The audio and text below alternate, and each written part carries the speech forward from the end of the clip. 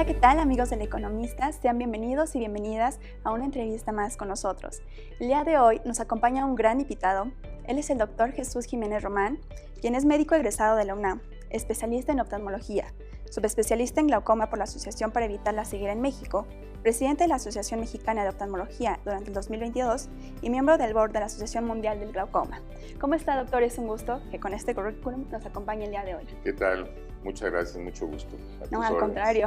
Gracias. Y el día de hoy nos va a venir a platicar sobre un tema que creo que es muy importante, que a veces no lo tenemos en el mapa, ¿no? Que es el glaucoma, una patología muy importante que se presenta en varios mexicanos. Entonces me encantaría que habláramos un poquito de esto, que nos platicara qué es el glaucoma y con qué prevalencia se presenta aquí en México. Mira, el glaucoma es una enfermedad silenciosa, es una enfermedad que produce ceguera irreversible.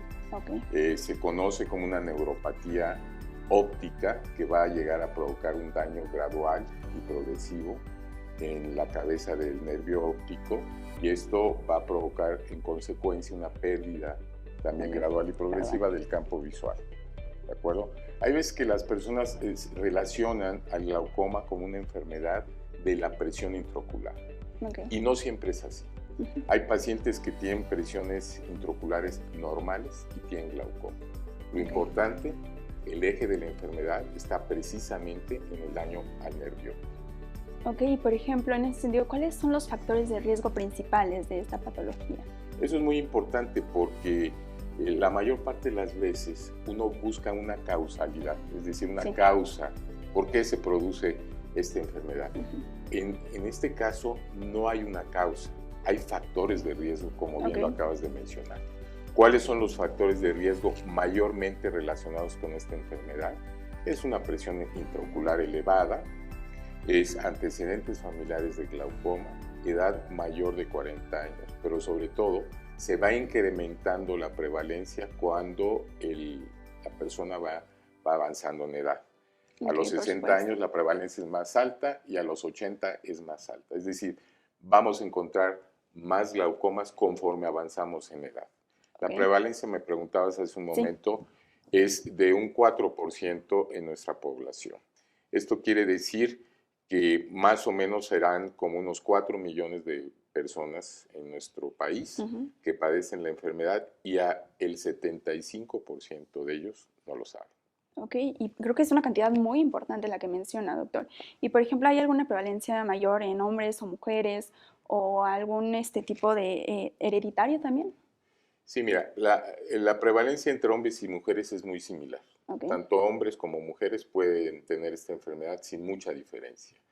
En cuanto a cuestión hereditaria, efectivamente, las personas que tienen ascendencia familiar, pacientes, personas en la familia que tengan glaucoma, es más frecuente que puedan desarrollar la enfermedad hasta 4 a 9 veces, dependiendo de la publicación que tú leas.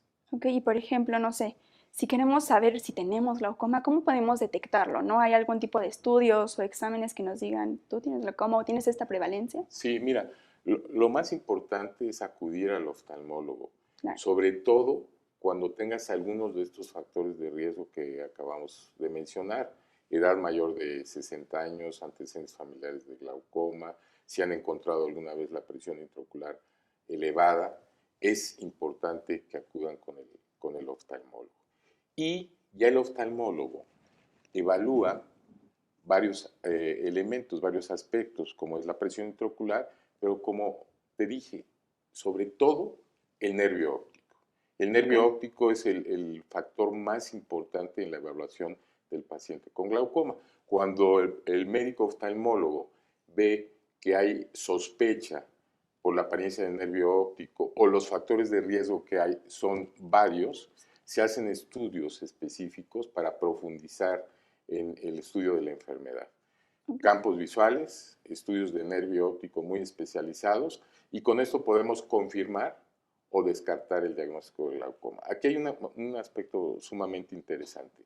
Entre más temprano se diagnostique la enfermedad, mayor oportunidad de lograr un seguimiento y un monitoreo adecuado en estos pacientes. Ok, por ejemplo, doctor, ¿con qué tanta frecuencia debemos visitar al oftalmólogo, no? Puede, no sé, que en un año aún todavía no tengamos como esta presencia de de glaucoma, pero posteriormente puede que sí, no lo sé cómo sea. Cada año se recomienda la revisión con el oftalmólogo.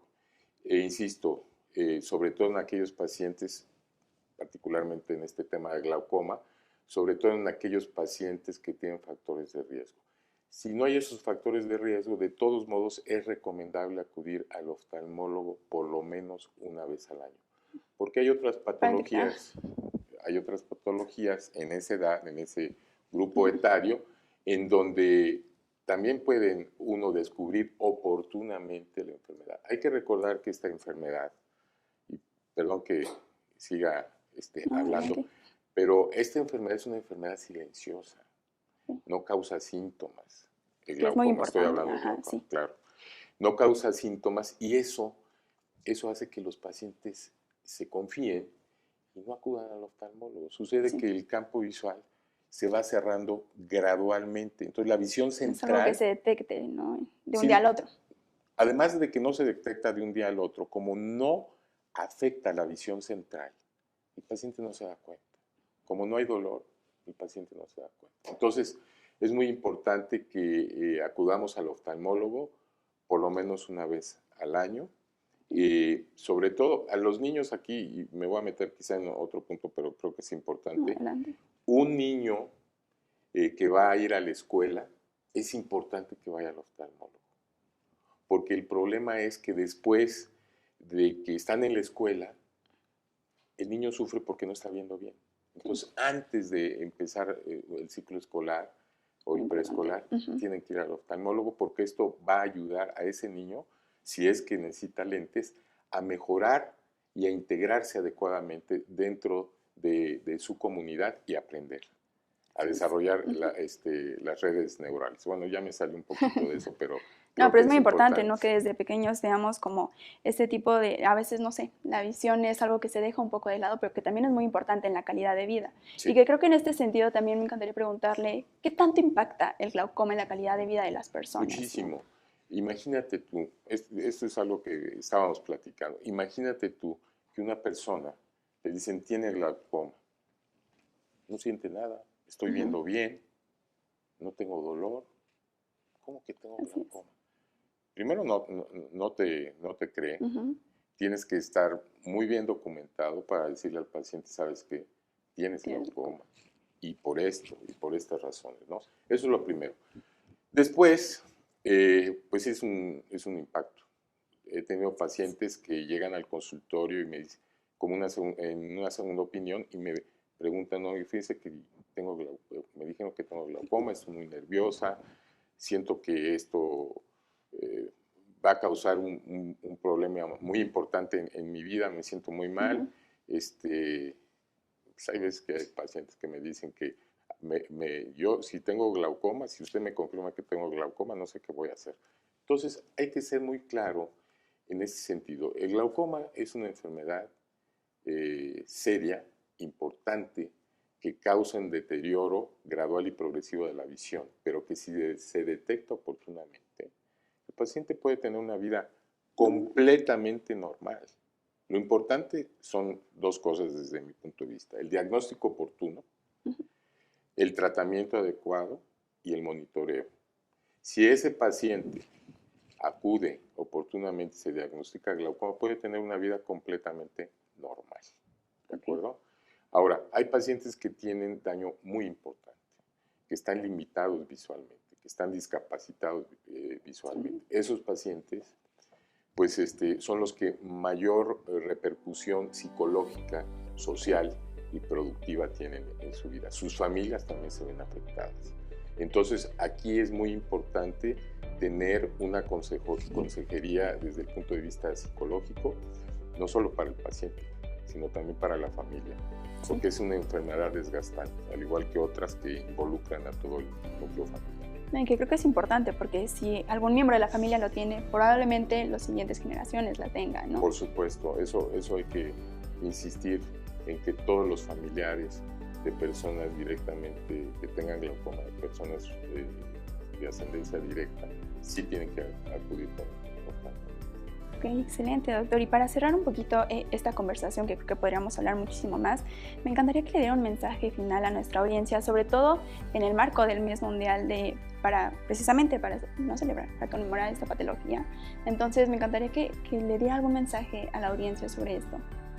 Bueno, yo creo que este padecimiento es un padecimiento que requiere de un conocimiento de parte de la población muy importante, saber que la ceguera, este tipo de ceguera provocada por el glaucoma, es una ceguera irreversible, pero se puede diagnosticar oportunamente si acuden con el oftalmólogo, sobre todo con factores de riesgo relacionados con esta enfermedad, como ya se mencionó. Yo creo que si las personas que tienen estos factores de riesgo acuden con oportunidad al oftalmólogo, pueden diagnosticarse en forma temprana. Mi consejo, mi sugerencia es que al hacer esto, ustedes pueden tener la posibilidad de seguir disfrutando lo mejor de su vida.